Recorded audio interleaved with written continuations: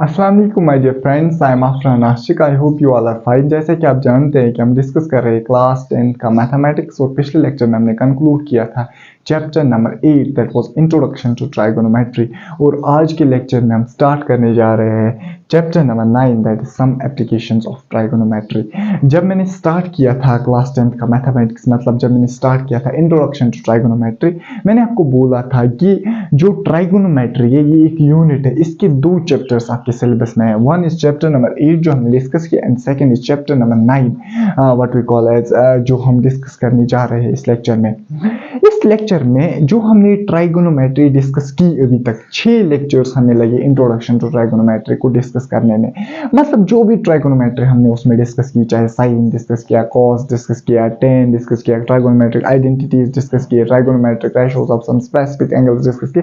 वो यूज कहाँ पे होते हैं? क्या सर रियल लाइफ में उसकी कोई एप्लीकेशन है जो हम पढ़ने जा रहे हैं? क्या ये एग्जाम में ही हमें जरूरत आएगा कि रियल लाइफ में भी ये यूज होता है? मैं कहूंगा आपको बिल्कुल रियल लाइफ में भी यूज होता है। इसलिए आपकी बुक ने ट्राइगोनोमेट्री के फौरन बाद इन सम एप्लीकेशंस ऑफ ट्राइगोनोमेट्री, मतलब जो आपने डिस्कस किया उसके एप्लीकेशंस क्या है, उसकी यूजेस क्या है। मतलब इस चैप्टर में हम यूजेस डिस्कस करने जा रहे हैं ट्राइगोनोमेट्री के। जैसे कि आपको पता होगा मेरे पढ़ाने का रूटीन क्या रहता है। हम पहले चैप्टर का ओवरव्यू लेते हैं। इस चैप्टर में हमने डिस्कस क्या करना है, फिर क्या हम डिस्कस करते हैं जितने भी एक्सरसाइज होंगे उन एक्सरसाइजेस से पहले हम उनका बेसिक्स डिस्कस करते हैं। जिस बेसिक्स पे ये एक्सरसाइज बेस्ड होंगे, बेसिक्स को डिस्कस करने से पहले हम एग्जांपल्स डिस्कस करेंगे। मतलब वो एग्जांपल्स भी ओब्वियसली इसी बेसिक्स पे डिस्कस होंगे, और उसके बाद हम एक्सरसाइज डिस्कस करते हैं। और ये हमारा रूटीन चलता है पूरे चैप्टर को डिस्कस करने का। लेकिन अब यहाँ पे आपके लिए खुशी की बात क्या है, यहाँ पे एक ही एक्सरसाइज है इस चैप्टर में, दैट इज 9.1, और उसके 16 क्वेश्चन है। हम ना सिर्फ उन 16 क्वेश्चन को डिस्कस करेंगे, बल्कि 16 क्वेश्चन से पहले आपकी बुक वाले ने 7 एग्जांपल्स दिए, उन 7 एग्जांपल्स को भी एक एक करके डिस्कस करेंगे। फिर क्यों? आपने पिछले लेक्चर में तो एग्जांपल्स कम दिखाई थी। मुझे लगता है कि अगर एग्जांपल्स 15 थी, मैंने 8 ही 9 ही दिखाई थी।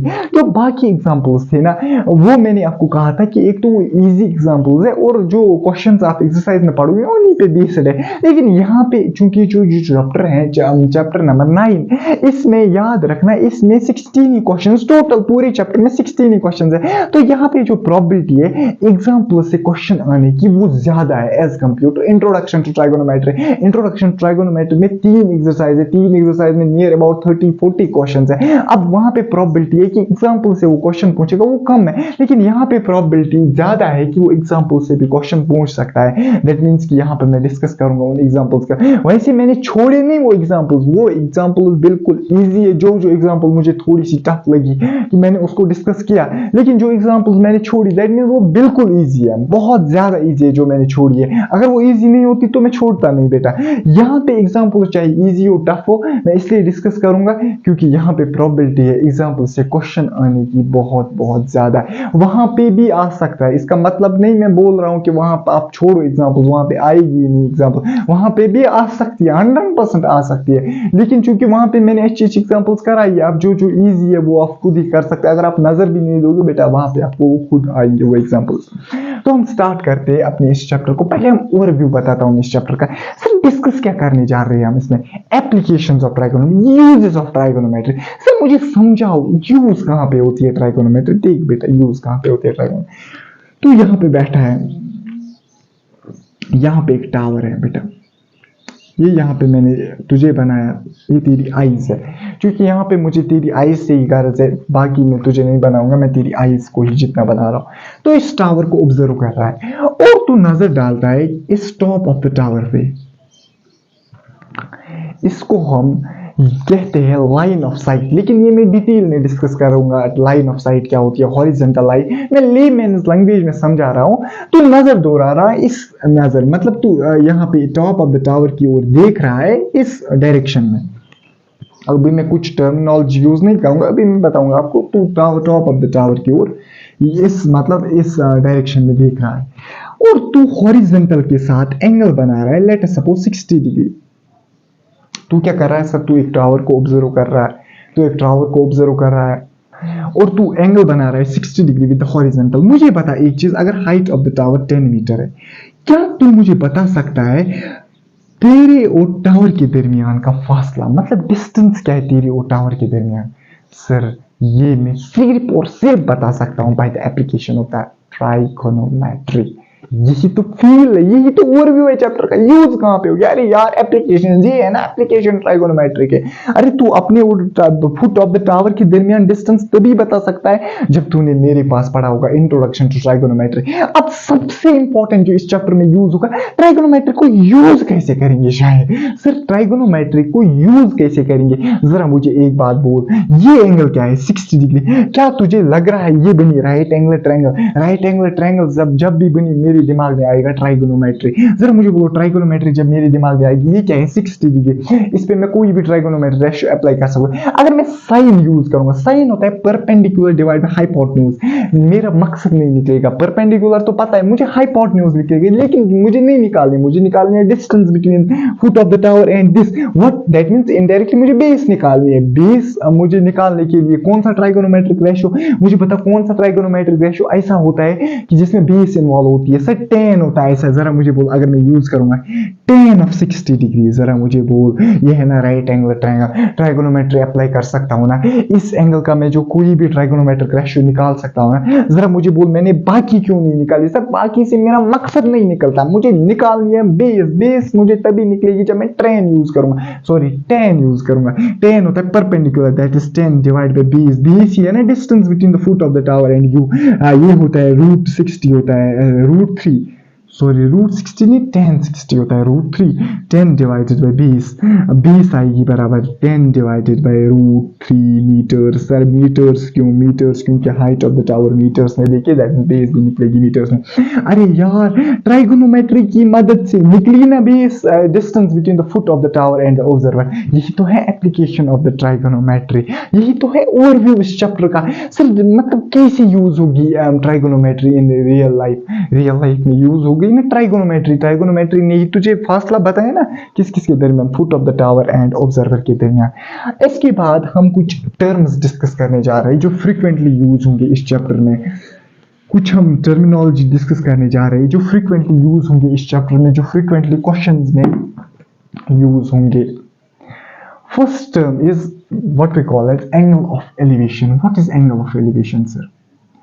ये दो एंगल्स आप अच्छे से समझना बेटा, बहुत सारे बच्चों को कंफ्यूजन होता है सर ये एंगल ऑफ एलिवेशन क्या होता है, ये एंगल ऑफ डिप्रेशन क्या होता है। याद रखना एंगल्स को डिस्कस करने से पहले क्या तुझे एलिवेशन वर्ड का मतलब पता है? एलिवेशन वर्ड का मतलब होता है एलिवेट। एलिवेट का मतलब ऊपर की ओर। दूसरा हम डिस्कस करने जा रहे हैं angle of depression. What do we mean by depression? Depression का मतलब नीचे की ओर, डिप्रेस नीचे की ओर। मुझे पता है एंगल ऑफ डिप्रेशन। देख एंगल ऑफ डिप्रेशन क्या होगा, मैं अभी की एग्जांपल लूंगा। तू यहाँ पे ऑब्जर्वर, तू देख रहा है टॉप ऑफ द टावर को। जरा मुझे बोल टॉप ऑफ द टावर को याद रखना। पहले मैं कुछ टर्म्स यहाँ पे डिफाइन करूंगा। One is horizontal level. Sir observer की आंखों में एक लाइन, स्ट्रेट लाइन डालो हॉरिजेंटली, इसको हम बोलते हैं हॉरिजेंटल लेवल। सर कुछ नहीं, हॉरिजेंटल लेवल क्या होती है? एंगल ऑफ एलिवेशन हम डिस्कस कर रहे हैं। एंगल ऑफ एलिवेशन को डिस्कस करने से पहले आपको पता होना चाहिए हॉरिजेंटल लाइन क्या होती है। ऑब्जर्वर की आंखों में एक स्ट्रेट लाइन डालो बेटा, what we call as horizontal, उसको बोलते हैं हॉरिजेंटल लेवल। अभी मैंने आपको बोला था कि ये जो ऑब्जर्वर है ये टावर के टॉप को देख रहा है। अब ऑब्वियसली किसी डायरेक्शन में देखता होगा। अरे यार टावर के टॉप को देख रहा है, मतलब ये होगी ना डायरेक्शन कोई जिसमें टावर के टॉप को देख रहा होगा। इस लाइन को हम बोलते हैं लाइन ऑफ साइट। अरे यार तुझे समझ नहीं आया? सर मुझे बताओ जल्दी जल्दी ये क्या होती है? Line of site. Line of site मतलब जिस लाइन से ये इस टॉप ऑफ द टावर को देख रहा है, जिस डायरेक्शन में इस टॉप ऑफ द टावर को बोलता है, इस लाइन को बोलते हैं लाइन ऑफ साइट। याद रखना जो एंगल होता है अबव द हॉरिजॉन्टल लाइन, मैंने कहा अबव द हॉरिजॉन्टल लाइन के बिलो द हॉरिजॉन्टल लाइन, याद रखना। सिंपल याद रख एक ट्रिक, जब ऑब्जर्वर के ऊपर की ओर देखेगा डिफाइन होगा angle, that is what we call as angle of elevation. जब ऑब्जर्वर नीचे की ओर देखेगा मतलब ऑब्जर्वर ऊपर है, ये देख रहा है नीचे की ओर। जब ऑब्जर्वर ऊपर की ओर देखेगा मतलब ऑब्जर्वर नीचे, ये देख देख देख तो समझ। एंगल ऑफ एलिवेशन कब डिफाइन होगा? जब ऑब्जर्वर होगा नीचे और ये किसी ऑब्जेक्ट को देख रहा होगा या ये किसी टॉप को देख रहा होगा जो ऊपर की ओर होगा, मतलब एंगल ऑफ एलिवेशन डिफाइन होगा। एंगल ऑफ डिप्रेशन तब डिफाइन होगा जब ऑब्जर्वर व्यू पर है, मतलब ये किसी नीचे चीज को देख रहा है, जैसे मैं देख रहा हूं, एंगल ऑफ डिप्रेशन डिफाइन होगा, एंगल ऑफ एलिवेशन डिफाइन होगा। Angle of depression, angle of elevation. Angle of elevation होता है angle between the line of the site and the horizontal level. लेकिन याद रखना, इसको मैं थीटा ईवी लिखूंगा, एलिवेशन। मतलब एंगल ऑफ एलिवेशन होता है the angle between the line of sight and the horizontal level. Confuse नहीं होना सर, वो भी होता है, एंगल ऑफ डिप्रेशन भी होता है angle between the horizontal level and what we call as line of sight. लेकिन याद रखना, ये होता है angle above the horizontal level, वो होता है angle what we call as below the horizontal line. यहाँ पे मैं कुछ टर्म्स इसके बारे में, एंगल ऑफ एलिवेशन के बारे में मैं कुछ चीजें लिखूंगा। फिर मुझे बोलो what is angle of elevation? It is the angle above the horizontal line. It is the angle above the horizontal level. दूसरा मुझे बोल, it is the angle between line of sight and what we call as horizontal level. ये तो वहां पे भी पड़ेगा, angle between the line of sight and the horizontal level. फर्क क्या है फिर एंगल ऑफ एलिवेशन और एंगल ऑफ डिप्रेशन में? याद रखना फर्क ये कि it is the angle above the horizontal level और एंगल ऑफ डिप्रेशन होता है angle below the horizontal level. अब हम देखेंगे एंगल ऑफ डिप्रेशन डिफाइन कहां पे होता है और क्या होता है एंगल ऑफ डिप्रेशन। जरा मुझे बोल, एंगल ऑफ डिप्रेशन क्या होता है?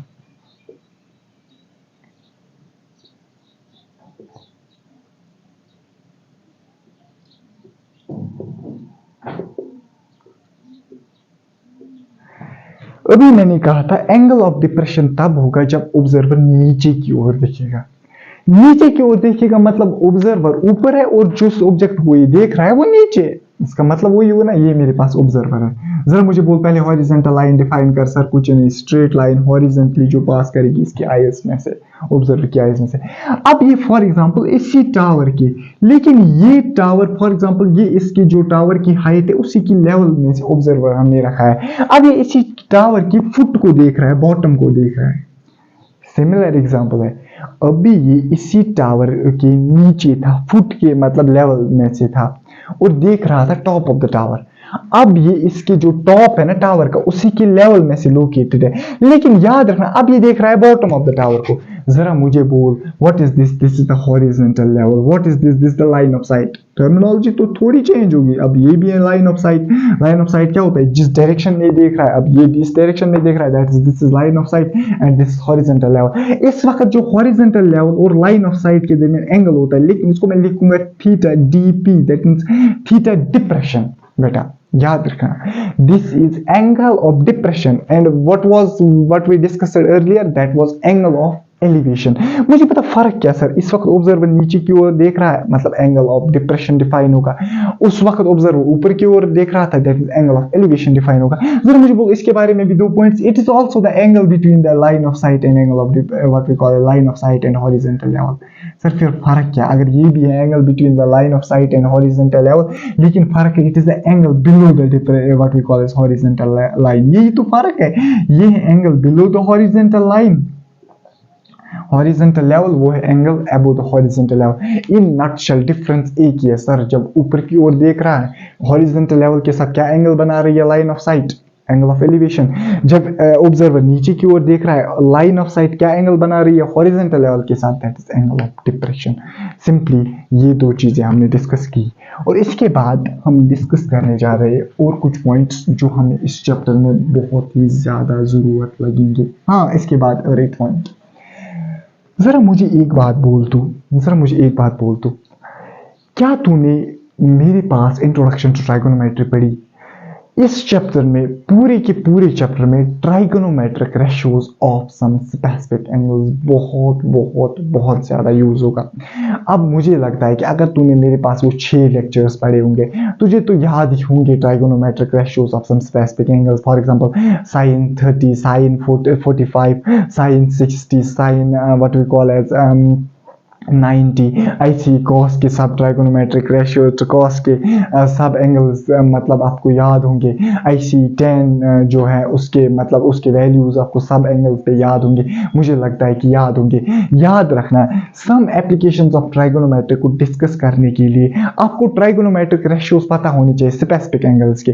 लेकिन कौन से trigonometric ratio? Sine cos and ten. अगर कॉट का पता भी नहीं है, अरे यार सर कॉट का पता है, वैसे हम कॉट का यूजुअली यूज भी यहाँ कहीं नहीं करेंगे सर। कॉट का जहाँ पे यूज जरूरत पड़ेगी वहां टेन को यूज कर। अरे कॉट क्या होता है? That is base divide by perpendicular. Ten क्या होता है? Perpendicular divide. ये आपको अभी थोड़ा सा समझ नहीं आएगा, ये आपको क्वेश्चन में समझ आएगा। फॉर एग्जाम्पल मुझे यूज हो रहा है कॉट ट्राइगोनोमेट्री, मैं क्यों कॉट यूज करूंगा? मैं उसके बदले टेन यूज करूंगा। अरे यार फॉर एग्जाम्पल ये ऐसा तो नहीं है कि साइन यूज हो रहा है कि मैं साइन के बदले टेन यूज नहीं कर सकता। क्यों? और मुझे हाइपोटेन्यूज निकालना है, वो तो साइन से ही निकलेगा। अरे यार मुझे बेस निकालनी है, तू टेन यूज कर तुझे बेस मिल जाएगी, तू कॉट यूज कर तुझे बेस मिल जाएगी। दैट मींस मैं रेसिप्रोकल्स को इस चैप्टर में यूज ही नहीं करूंगा। मैं यूज करूंगा जो हमारे पास मेन ट्राइगोनोमेट्रिक रेशियोज है, साइन कॉस और टेन। लेकिन साइन कॉस और टेन जो है ना, ये आपको इनकी वैल्यूज पता होनी चाहिए। अब तेरे लिए मैं यहाँ पे एक और बार, मुझे लगता है कि 5वीं बार मैं ट्राइगोनोमेट्रिक टेबल बना रहा हूँ। मैं यहाँ से लिखूंगा angles, that is 0 degree, 40, 30 degree, 45 degree, 60 degree और 90 डिग्री। यहाँ से मैं एंगल्स लिखूंगा और यहाँ से मैं लिखूंगा trigonometric ratios, that is sine cos tan. क्या तुझे मैंने ट्रिक बोली थी इसका याद रखने के लिए? 0 व्हाट वी कॉल एज 30 पे होता है 1/2, 1/√2 what we call as √3/2 and 1। यहाँ पे क्या लिखेगा? 0। यहाँ पे क्या आएगा? 1/2। यहाँ पे क्या आएगा? 1/√2। यहाँ पे क्या आएगा? √3/2। यहाँ पे क्या आएगा? 1। 0/1 0। मुझे वो √3 1/2 √3 that will come out to be 1/√3, 1/√2 1/√2 that will come out to be 1, √3/2 divided by 1/2 that will come out to be √3, and 1/0 that will come out to be not defined. That means अगर तुझे trigonometric ratios पता है, मतलब यही 3 trigonometric ratios पता है इन angles के, तुझे किसी क्वेश्चन में बेटा यहाँ पे मतलब तुझे किसी क्वेश्चन में प्रॉब्लम नहीं होगी और तू आराम से क्वेश्चंस को डिस्कस कर सकता है। ये था इंपॉर्टेंट कुछ जो हमें इस चैप्टर में ज़रूरत लगेगा। ये आपने डिस्कस भी किया था, लेकिन मैंने सोचा कुछ नए बच्चे भी हमारे साथ जुड़ सकते हैं, या तुझे भूल गया होगा, अब तुझे रिमाइंडर देने के लिए, या हमारे साथ कुछ नए बच्चे जुड़ सकते हैं। आज के लेक्चर से वो स्टार्ट करेंगे, तो उनके लिए मैंने यहाँ पे डिस्कस, ऐसे उनको भी पता होगा क्योंकि इंट्रो एप्लीकेशंस ऑफ ट्राइगोनोमेट्री बच्चा वही चैप्टर, मतलब एप्लीकेशंस ऑफ ट्राइगोनोमेट्री जो है ना, वही बच्चा पढ़ेगा जिसने इंट्रोडक्शन टू ट्राइगोनोमेट्री पढ़े। अब अगर उसने पढ़ी भी नहीं है, वो उसको शौक है इसको पढ़ने का, अब मैं सारी चीजें बता रहा हूँ जो यूज होंगे। अरे फॉर उसने साइन 30 पढ़ा नहीं है, अरे यार मैंने यहाँ पे डिस्कस किया ना साइन 30, फिलहाल के लिए वो याद रखिए साइन 30 क्या होता है। फिर जब वो इंट्रोडक्शन टू ट्राइगोनोमेट्री पढ़ेगा तो उसको डिटेल में वहां पे डिस्कस करना होगा व्हाट इज साइन 30। हालांकि मैंने इसको बहुत डिटेल में किया, साइन 30 कैसे होता है 1/2 वो भी बताया, डिफरेंट ट्रायंगल्स में साइन 30 का वैल्यू डिफरेंट क्यों नहीं होता है वो भी बताया, जो भी चीजें यहाँ पे अराइज होती थी वो मैंने बताई। और इसके बाद इंपॉर्टेंट पॉइंट याद रखना, 9th क्लास में एक चैप्टर है, उसको हम नाम देते हैं लाइंस एंड एंगल्स। मुझे लगता है वो चैप्टर नंबर 6 है क्लास 9th के मैथमेटिक्स का। सबसे इंपॉर्टेंट टॉपिक जो है क्लास 9th में यह चैप्टर है, that his lines and angles. मेरे हिसाब से जो सबसे इंपॉर्टेंट चैप्टर है ना क्लास 9th के मैथमेटिक्स का, that his lines and angles.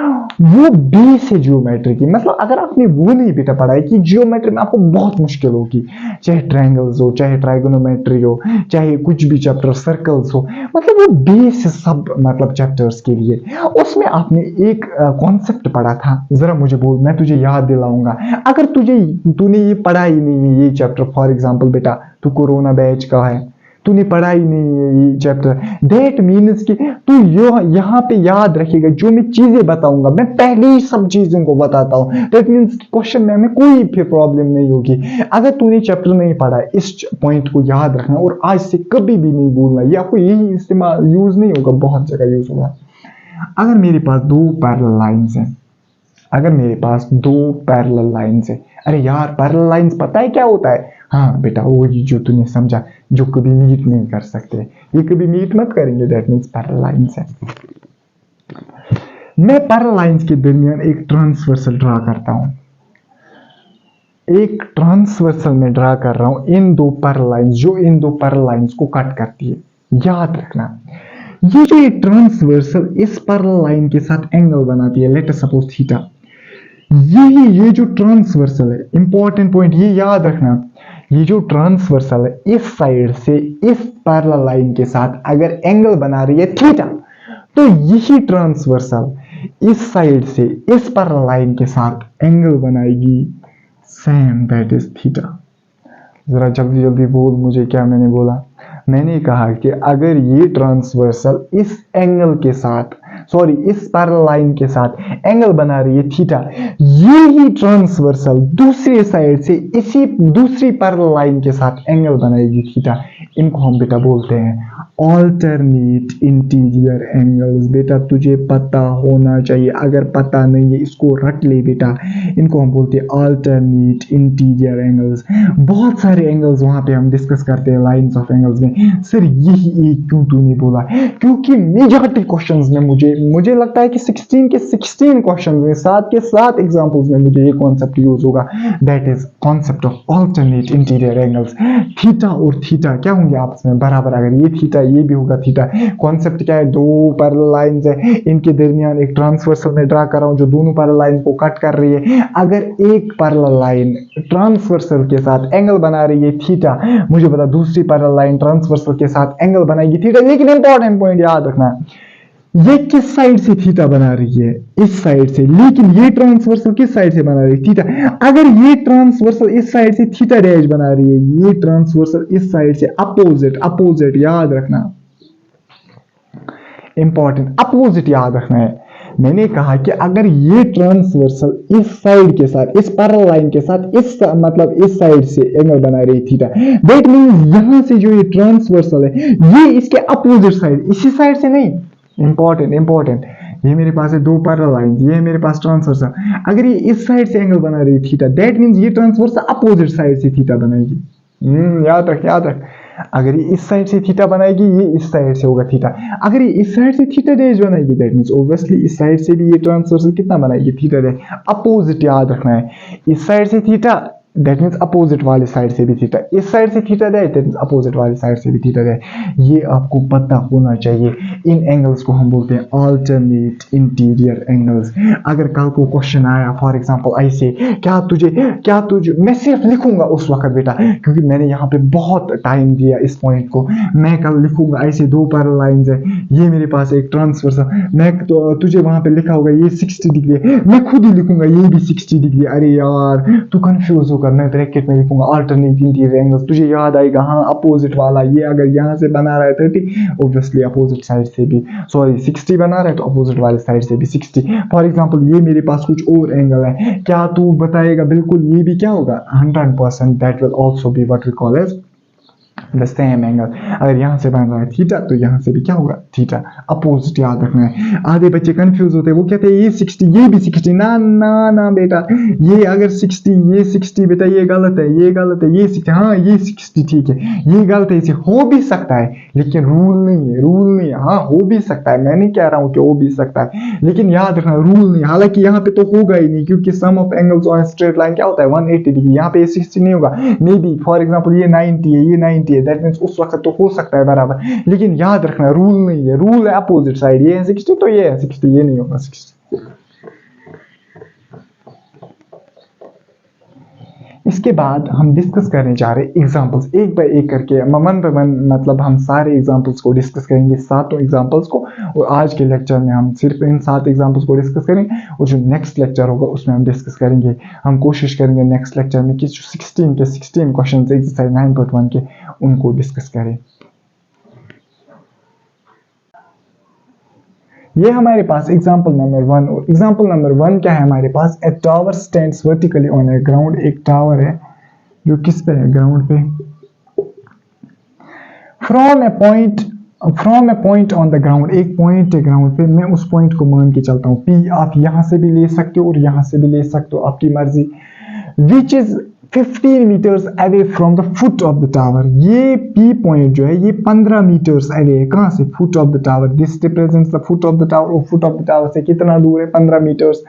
मुझे बोला गया है कि the angle of the elevation of the top of the tower, अभी मैंने तुझे बोला the angle of elevation, angle of elevation क्या होता है, the angle above the horizontal line. मुझे बताओ जल्दी जल्दी, ये है ना पॉइंट पी, मुझे बता रहा है the angle of elevation of the top of the tower. जरा मुझे बताओ यहाँ पे एंगल ऑफ एलिवेशन क्या होगा, 60 कहाँ पे होगा, 60 degree. This is the angle of elevation. जरा मुझे जल्दी जल्दी बोल सर कैसे। ऑब्वियसली ये पी मेरे लिए क्या है, ये पी मेरे लिए बन गया ऑब्जर्वर। जरा मुझे बोल, जब ये पी मेरे लिए ऑब्जर्वर, ये क्या बन गया मेरे पास, लाइन ऑफ साइट, क्योंकि टॉप ऑफ द टावर, ये जो ऑब्जर्वर ये कहां की ओर देख रहा है, टॉप ऑफ द टावर। जरा मुझे बोलो ये क्या बन गई मेरे पास, horizontal line, that means this represents the angle of elevation. जरा मुझे बोल, of the top of the tower is found to be 60 degree, find the height of the tower. अरे सर ये तो कुछ मसला ही नहीं है, हाइट ऑफ द टावर निकालनी है, ये पता है एंगल ऑफ एलिवेशन। जरा मुझे बोल ये कितना है, 15 मीटर्स। जरा मुझे बोल मुझे कौन सा ट्राइगोनोमेट्रिक रेशियो यूज, ये बन गई ना राइट एंगल ट्रायंगल, मुझे कौन सा ट्राइगोनोमेट्रिक रेशियो यूज करना होगा। आई थिंक 10, कॉस से नहीं निकलेगा, कॉस से मुझे ये लेंथ निकलेगी। मुझे बताओ 10 साइन से भी मुझे ये लेंथ निकलेगी, क्योंकि साइन और कॉस दोनों में आता है hypotenuse, and this represents the hypotenuse not this. Height of the tower क्या है, height of the tower is actually the perpendicular of this what we call as right angle triangle. That means height मुझे निकाल लिया, height is what, perpendicular आता है किस trigonometric ratio में, 10 में। That means I have to find the 10 of the 60। Question असल में हो गया 10 60 निकला हो गया, perpendicular divide by what we call as base. लेकिन मसला है सब लिखेंगे कैसे एग्जाम में, अब वो इंपॉर्टेंट मसला है बेटा, लिखेंगे कैसे एग्जाम में। याद रखना इस चैप्टर में आपके बराबर 23 क्वेश्चंस हैं, from exercise two examples. Exercise में 16 और एग्जांपल 7। 30 के 23 क्वेश्चंस में लिखने का तरीका, प्रोसीजर जो है ना वो सेम है। पहले क्या हम करते हैं, पहले हम डायग्राम बनाते हैं अकॉर्डिंग टू क्वेश्चन, फिर हम इसी डायग्राम को एक्सप्लेन करते हैं। क्या याद रखना, मार्क्स आपको तभी बराबर मिलेंगे जब जो मैं लिखूंगा वही आप सॉल्यूशन में लिखोगे बेटा। अब यहाँ पे डायरेक्ट नहीं लिखोगे 10 60 is called perpendicular divide by base perpendicular is called ये। अब जाहिर सी बात है वहां पे आएगा 5 मार्क्स का क्वेश्चन, 5 मार्क्स में आप 2 ही लाइन थोड़ी लिखोगे। That means first you have to draw diagram according to the question, then you have to explain this diagram. Diagram में क्या कुछ है, पी क्या है, ए क्या है, बी क्या है, वो आपको एक्सप्लेन करना है, फिर आप यूज कर सकते हो ट्राइगोनोमेट्रिक रेशियो। याद रखना, मैं क्या मानूंगा, मुझे निकालनी है हाइट ऑफ द टावर, मैं इस हाइट ऑफ द टावर को मैं मानूंगा AB, let AB be the height of the tower. जरा मुझे बोल सॉल्यूशन में इसका कैसे लिखूंगा, let AB be the height of the tower, let AB क्या मैं मानूंगा, हाइट ऑफ द टावर, जो मुझे निकालनी है AB। जरा मुझे बोल let P be the point on the ground, let P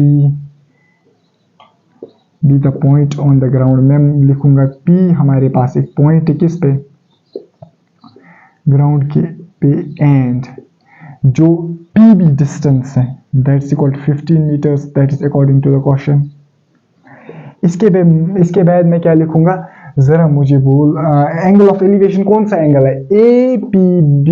angle APB represents the angle of elevation. जो एंगल APB है वो रिप्रेजेंट करता है एंगल ऑफ एलिवेशन।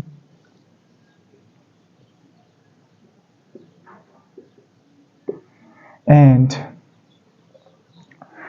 ट्रायंगल, हाँ वो सबसे इंपॉर्टेंट पॉइंट, आपने लिखा कि AB है हाइट ऑफ द टावर, आपने लिखा कि P हमारे पास पॉइंट है ग्राउंड पे और फुट ऑफ द टावर से P तक जो डिस्टेंस है वो 15 मीटर्स। आपने लिखा एंगल APB जो हमारे पास है that's the angle of the elevation.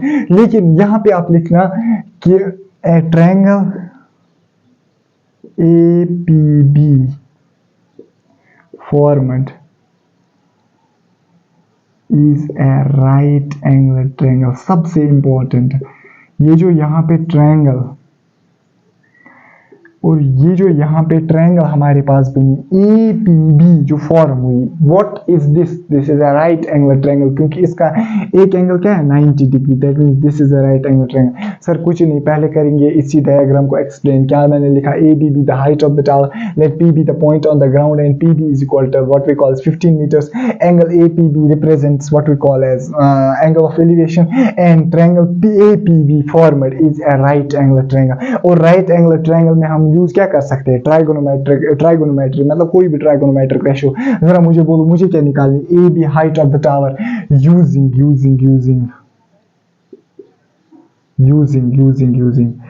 tan of 60 degree. Using tan of 60 degree. जरा मुझे बोल tan ऑफ 60 डिग्री क्यों यूज करेंगे सर? sin 60 क्यों नहीं? हाइपोटेन्यूज इन्वॉल्व होता है। cos 60 क्यों नहीं? Hypotenuse involve. मुझे क्या करना है हाइपोटेन्यूज को? हाइपोटेन्यूज मींस दिस, ये तो मुझे नहीं निकालना है, मुझे निकालना है height of the height of the what we call as tower. Height of the tower क्या रिप्रेजेंट करती है? That is the perpendicular of this what we call as right angle triangle. जरा मुझे बोलो tan ऑफ 60 क्या होता है? बराबर perpendicular, that is AB divided by base, that is BB। मुझे बोल tan ऑफ 60 होता है √3, √3 होता है बराबर AB, जो मुझे निकालनी है height of the tower, divide by PB, that's 15 metres. That means AB जो हमारे पास बराबर आए, that will be 15 √3 metres. That means therefore the height of the tower, AB हमने क्या माना था? हाइट ऑफ द टावर, और AB किसके बराबर निकला? 15 √3। Therefore height of the tower is 15 √3 meters। important unit है, important। height of tower जो है वो किसके बराबर निकला? that is 15 √3 meters। ये हमारे पास हुई पहली एग्जाम्पल। लिखने का तरीका समझो, लिखने का तरीका सॉल्व करने के लिए बेटा आप इसको 1 सेकेंड में सॉल्व कर सकते हो। ये है 60 डिग्री, ये है परपेंडिकुलर और ये है 20, लेकिन लिखेंगे कैसे? ये ऐसे, बिल्कुल यही प्रोसीजर जो मैंने अप्लाई किया वैसे ही आप भी लिखेंगे। इसके बाद एग्जाम्पल नंबर 2, एग्जाम्पल नंबर 2 बिल्कुल इसी पैटर्न पे और बिल्कुल भी इजी एग्जाम्पल है, उसका मैं आपको हिंट देता हूँ। एग्जाम्पल नंबर 2 को वो आप घर में खुद ही सॉल्व करेंगे। मैं मैं ये एग्जाम्पल नहीं आपको कह रहा हूँ कि आप ही सॉल्व करो, मैं कोई हेल्प नहीं करूंगा, मैं आपको बराबर कहूंगा करना क्या है, फिर आप यूज करोगे। देखो पहले क्वेश्चन में समझाया मैंने, लिखना भी कैसे, अगर आपको लिखना भी आएगा, डायग्राम भी एग्जाम्पल नंबर 2 को मैं यहाँ से बताऊंगा कि क्या डायग्राम उसकी बनती है, और वहां पे मैं फिर बताऊंगा यूज क्या करना है, कौन सा ट्राइगोनोमेट्रिक रेशो। अब आपको क्या करना है? सिर्फ लिखना ही जितना है बेटा। अगर मैं वो भी बेटा यहाँ पे डिस्कस करूंगा तो बेटा बहुत सारा टाइम लगेगा, और चूंकि मुझे लगा कि बहुत इजी एग्जांपल है तो मुझे लगता है कि हिंट से ही आपको समझ आ जाएगा करना क्या है, तो इसलिए मैं यहाँ पे उसको डिस्कस नहीं करूंगा, लेकिन एग्जाम्पल नंबर 2 का हिंट मैं दूंगा। देखो एग्जाम्पल नंबर 2 हमें क्या कहती है। एग्जाम्पल नंबर 2 जो हमारे पास है, दैट इज एग्जाम्पल नंबर 2 हमारे पास हमें क्या कहती है? कह रही है कि एक इलेक्ट्रिक पोल है हमारे पास, दिस इज इलेक्ट्रिक पोल, ये हमारे पास एक इलेक्ट्रिक पोल है। एक इलेक्ट्रिशियन को, देखो ये एग्जाम्पल अच्छी है लेकिन बहुत इजी है। इलेक्ट्रिक पोल की जो हाइट है दैट्स 5 मीटर। एग्जाम्पल नंबर 2 वही से कह रही है कि एक इलेक्ट्रिक पोल है हमारे पास, इसकी हाइट है 5 मीटर। जब इस इलेक्ट्रिक पोल की हाइट है what we call as 5 metre, मुझे एक चीज बताओ, इलेक्ट्रिशियन को यहाँ पे एक इलेक्ट्रिक फॉल्ट आ गया इस पोल में से। फॉर एग्जांपल यहाँ पे जो पोल की तारें होती है, यहाँ पे कुछ फॉल्ट आ गया, ये जो पोल है यहाँ पे कुछ इलेक्ट्रिक फॉल्ट आ गया। मुझे पता जब इलेक्ट्रिक फॉल्ट आ गया, आज तो सब बेटा बिजली पे ही चलता है, दैट मींस इस इलेक्ट्रिक फॉल्ट को दूर करना है। इलेक्ट्रिक फॉल्ट को दूर करेगा इलेक्ट्रिशियन बेटा। अब जाहिर सी बात है, मैं तो इलेक्ट्रिक फॉल्ट को दूर नहीं कर सकता हूँ, इसको करेगा इलेक्ट्रिशियन। अब इलेक्ट्रिशियन को क्या करना है? देखो आपने डेली लाइफ में भी देखा होगा, अब जो इलेक्ट्रिशियन है उसको एक सीढ़ी लानी होगी और इस पोल पे चढ़ना होगा और फॉल्ट को दूर करना होगा। जाहिर सी बात है सीढ़ी पे ही चढ़ेगा, थोड़ी ऐसी ही चढ़ेगा बेटा, वो तो जानवर होता है बेटा। अब इलेक्ट्रिक जाहिर सी बात है उसको सीढ़ी पे चढ़ना होगा। अब मुझे एक बात बताओ, क्या आपने कभी देखा है कि इलेक्ट्रिशियन सीढ़ी पूरे पोल पे लगाता है जहां पे तार होगी? बेटा कभी नहीं, मैंने तो नहीं देखा बेटा। आपने अगर देखा होगा तो कमेंट कर देना बेटा। मुझे बताओ क्या वो डायरेक्टली इस पूरी पोल पे यहाँ पे सीढ़ी लगाएगा डायरेक्ट? ना ना ना, मैंने तो ऐसा कभी नहीं देखा है कि वो पूरे पोल पे सीढ़ी लगा ना ऐसा, बल्कि मैंने देखा है कि अगर यहाँ पे तारे वारे ऊपर पोल को लगी है, सीढ़ी वो यहाँ पे लगाता है। तुझे समझ नहीं आया? मैं कह रहा हूं कि सीढ़ी वो डायरेक्ट कभी तारों की जगह नहीं लगाता जहां पे तारे इस पोल को होती है। दैट मींस सीढ़ी वो कुछ नीचे, कुछ डिस्टेंस नीचे लगाता है पोल के, मतलब जहां पे है ना टॉप ऑफ द पोल पे वो सीढ़ी नहीं लगाता, वो नीचे लगाता है। अरे मुझे वही क्वेश्चन बोल रहा है कुछ 1.3 metres below the top of the pole, मतलब वो सीढ़ी लगा रहा है, ग्राउंड से सीढ़ी वो लगा रहा है, लेकिन कहां तक? 1.5 metre below the top of the pole. ये हिंट में दे रहा हूं क्वेश्चन क्या कह रहा है, मतलब सीडी वो लगा रहा है 1.3 metre below the top of the pole. अगर मैं लूंगा ए बी है हाइट ऑफ द टॉप, अगर मैं ए बी की मान के चलता हूं it is the height of the pole that's equal to 5 metres. लेकिन मुझे बताओ सी क्या है, सी दैट मीन सी वो पॉइंट है जिसपे ये जो इलेक्ट्रिशियन है वो लगाता है what we call as CD. ये इंपॉर्टेंट समझो। ए बी है, बी क्या है टॉप ऑफ द पोल, इस पे तो सीडी नहीं लगाएगा, सी पॉइंट पे वो सीडी लगाएगा। जरा मुझे बोल, अगर तुझे ए बी पता है तू ए सी निकाल सकना है। ए सी विल बी, अगर ये 5 मीटर टोटल है दैट मींस 3.7 मीटर होगा। तुझे समझ नहीं आ रहा है। मैं कह रहा हूं कि अगर टॉप ये बराबर है 5 मीटर के, मुझे बता वो कहां पे पोल ये लगाता है सीडी, सी पॉइंट पे, सी से लेके ए तक कहां कितनी डिस्टेंस 3.7 मीटर। क्वेश्चन कह रहा है कि अगर वो सीडी को लगा रहा है at an angle of 60 degree with the horizontal, question कह रहा है कि अगर वो सीडी को लगा रहा है at an angle of 60 degree with the horizontal, मुझे बेटा बोल ये जो व्हाट वी कॉल है 60 डिग्री हॉरिजॉन्टल, मुझे बताओ उसको सीडी की लेंथ कितनी होगी। तुझे समझ नहीं आया। मुझे बता रहा है कि अगर वो सीडी को लगा रहा है at an angle of 60 degree with the horizontal, मुझे बताओ सीडी की कितनी लेंथ होनी चाहिए ताकि वो इस पॉइंट सी पे रीच करेगा। तुझे समझ नहीं आया।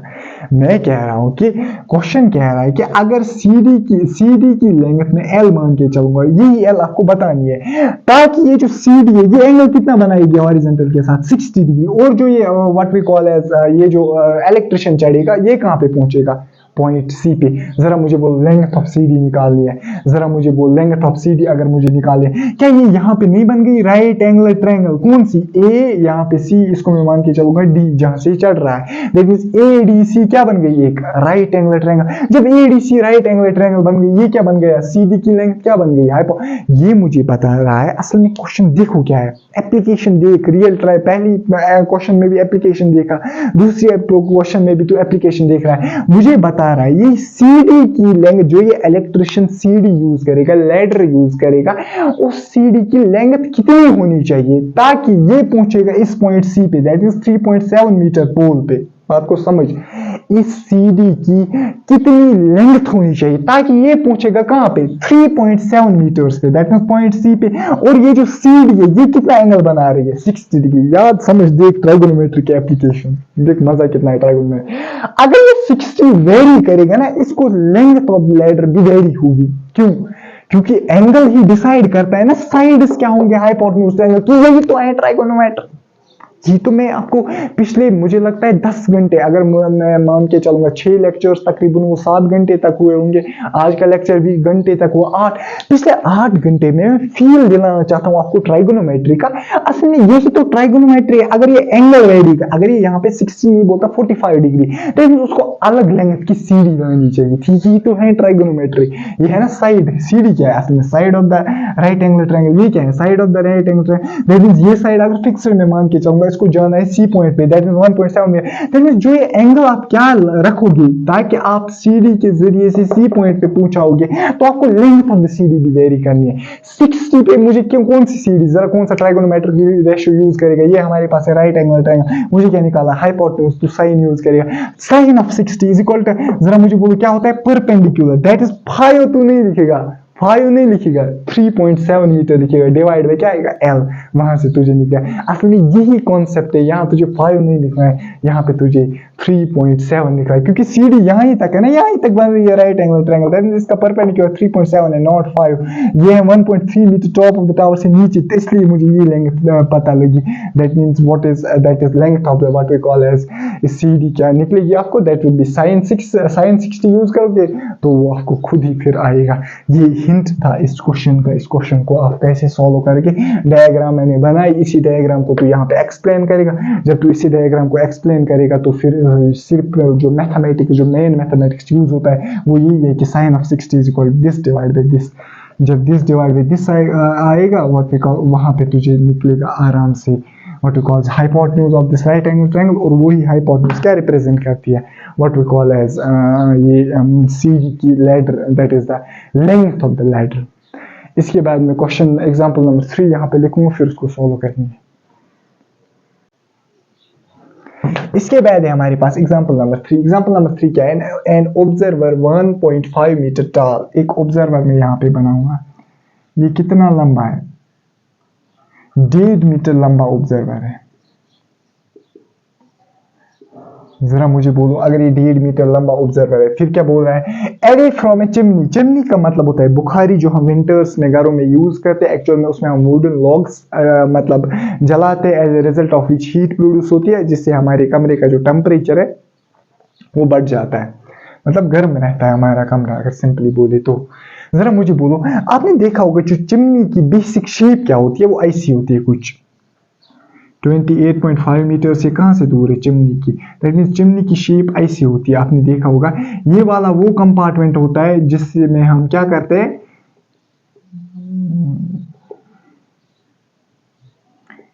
ये वो कंपार्टमेंट होता है जिसमें हम वुडन लॉग्स को बर्न करते हैं। ये जो धुआं यहाँ से प्रोड्यूस होता है वो इस पाइप के थ्रू और फिर बाहर जाता है आउटसाइड द रूम। मतलब जो धुआं है ना, ये इस पाइप के थ्रू जाता है फिर आउटसाइड ऑफ द रूम।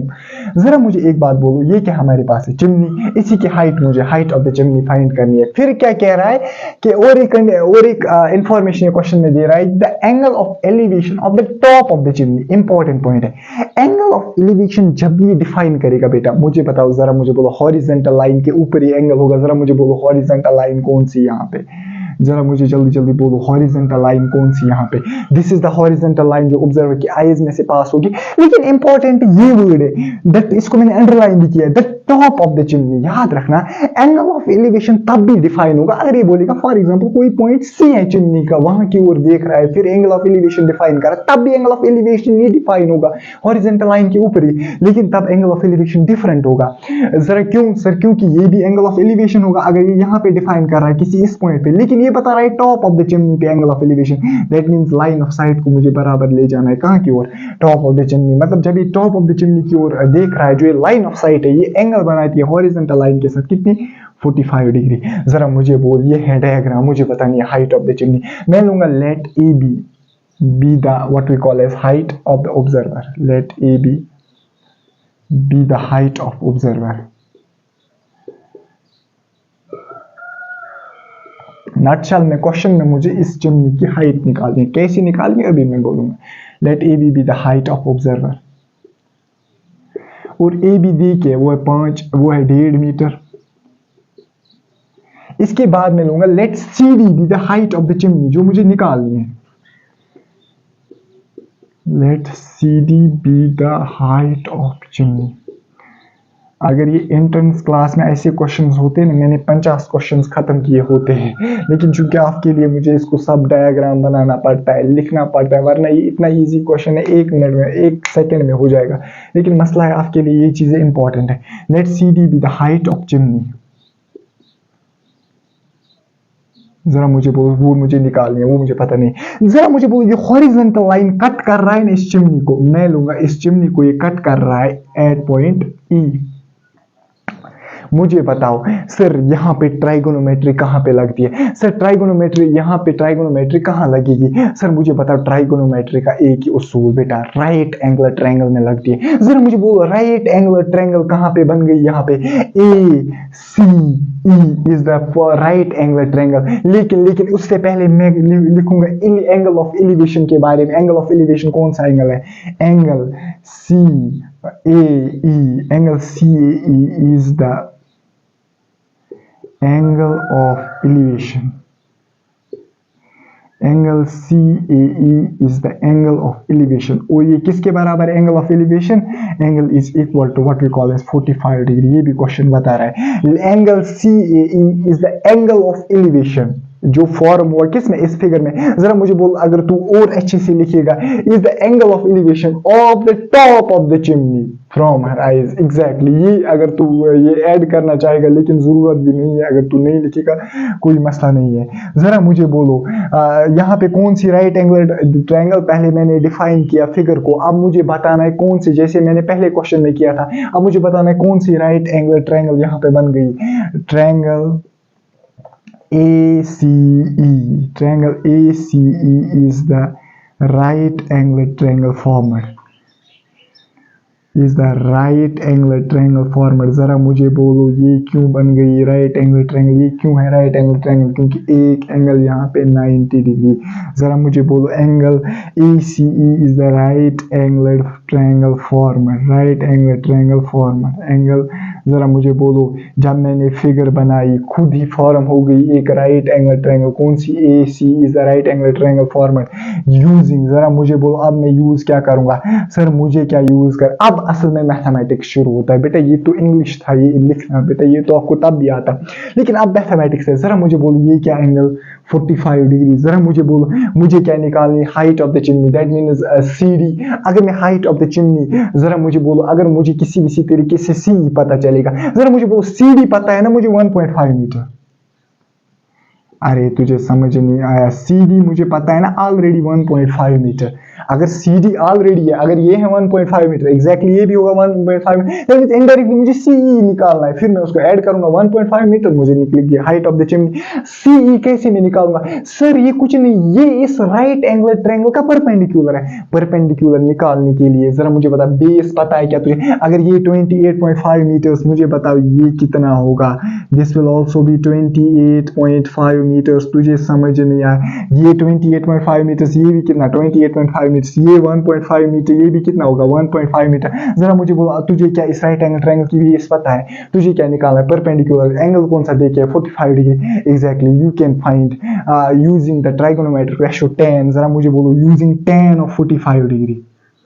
जरा मुझे बोलो tan ऑफ 45 डिग्री लिखेगा तू यहाँ पे इन ट्रायंगल किस ट्रायंगल में? ACE, ताकि तुझे बिल्कुल भी कंफ्यूजन ना हो। मैं बच्चे को लिखा रहा हूँ बेटा, एक एक पॉइंट बता रहा हूँ। ये 1.5, ये भी 1.5, ये 28.5, ये भी 28.5। यूजिंग tan ऑफ 45 क्या होता है? Perpendicular divide by base. बेटा जब तू tan होगा ट्राइगोनोमेट्री में, tan 45 जब भी आएगा बराबर, तब परपेंडिकुलर और बेस जो होता है वो बराबर होता है राइट एंगल ट्रायंगल का। जरा मुझे जल्दी बोल। अभी तू सिंपल यूज करेगा बेसिक ट्राइगोनोमेट्री, लेकिन तू याद रखिएगा सर ने एक पॉइंट बताया, जब एक राइट एंगल ट्रायंगल में एक एंगल 45 डिग्री होगा तब उस राइट एंगल ट्रायंगल का, ओब्वियसली जब एक 45 डिग्री दूसरा भी होगा 45 डिग्री, तब उस राइट एंगल ट्रायंगल का परपेंडिकुलर वो बेस बराबर होता है। आप वैसे भी मतलब आइडिया लगा सकते हो, angles opposite to the sides opposite to the equal angles are equal.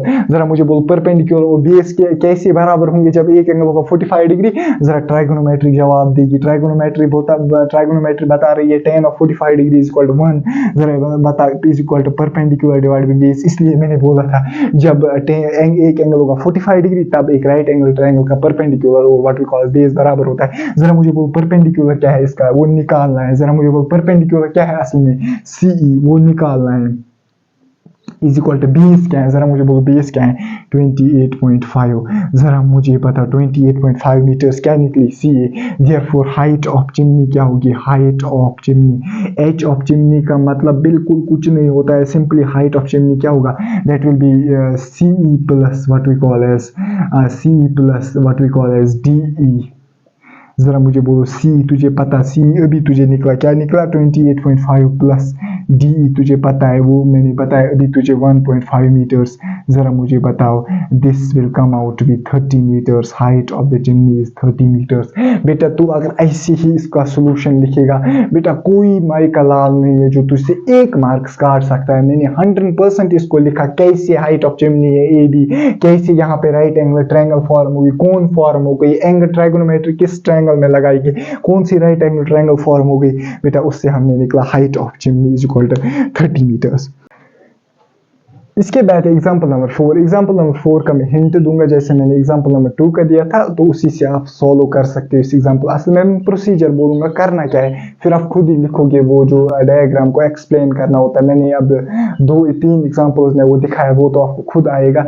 और ये जो एग्जाम्पल है वो बहुत ही ईजी एग्जाम्पल है, ये तो आपको आएगी। जो एग्जाम्पल मुझे लगती है ना, मतलब वो ये है अच्छी खासी है, आने के चांसेस बहुत ज़्यादा, उसको मैं सीधा लिखते हूँ, थ्योरी वगैरह सारा। अब जो मैं छोड़ कोई एग्जाम्पल रहा उसका मैं हिंट दे रहा हूँ, करना क्या है, सॉल्व कैसे करना है, जिसमें आप फंस सकते हो बेटा। अब लिखना जो ये मैं यहाँ पे नहीं लिखूंगा, इसका वो जो थ्योरी है इसकी वो मैं यहाँ पे नहीं लिखूंगा। क्यों? क्योंकि वो थ्योरी तो बेटा आपको आती है। अगर आप फंसोगे भी बेटा असल ट्राइगोनोमेट्री में फंसोगे, जो रियल मैथमेटिक्स इस प्रॉब्लम है वो मैं आपको कहूंगा।